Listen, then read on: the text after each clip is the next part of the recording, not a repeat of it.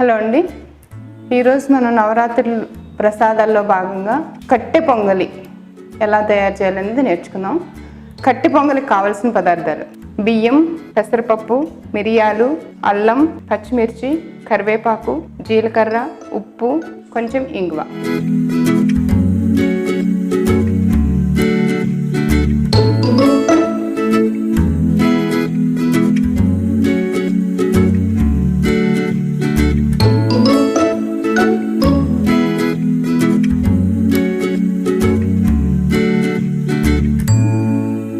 ముందుగా స్టవ్ వెలిగించుకుని కుక్కర్ పెట్టుకుందండి.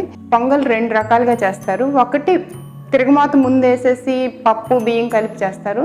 కానీ వాళ్ళు మనం ఏం చేస్తున్నాం అంటే, నేను బియ్యం పప్పు కలిపి నీళ్ళల్లో పోసి ఇట్లా ముందు పొంగల్ వండి తర్వాత తిరగమాత చేద్దాం అట్లా చేస్తున్నాను అనమాట అండి. ఇది 1 కప్పు బియ్యానికి 5 కప్ వాటర్ పోయాలండి.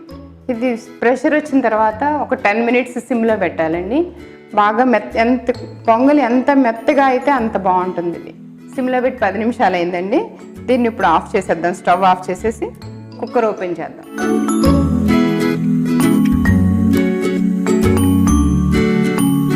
ఒకటికి 5 వాటర్ పోసాం కదండి, అందుకని కొంచెం ఇట్లా పలుచగా ఉంటుంది. కిచిడి చల్లారిన తర్వాత గట్టి పడుతుంది అనమాట. దీన్ని పక్కన పెట్టి కళాయి పెడదాం. కళాయి వేడెక్కింది. పొంగలికి ఎప్పుడు నెయ్యే ఉండాలి, నూనె పనికిరాదండి. నెయ్యి తిరగమాత వేద్దాం. మిరియాలు కొందరు కట్ చేసేస్తారు, లేదంటే ఇట్లా కూడా వేసేయచ్చు. అల్లం, పచ్చిమిరపకాయ, జీలకర్ర, కరివేపాకు, జీడిపప్పు ఆప్షనల్, ఉంటే వేయండి, లేకపోయినా పర్వాలేదు. అల్లం వేగినంత వరకు, వాసన వచ్చేంత వరకు వేగించాలండి.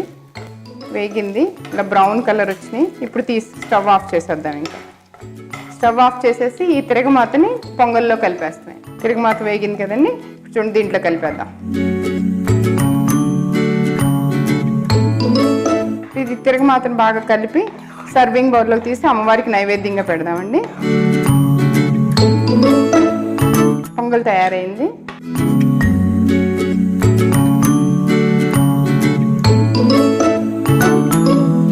పొంగల్ రెడీ అయిందండి. కొంచెం నెయ్యి పైన వడ్డించి అమ్మవారికి నైవేద్యంగా పెడదాం.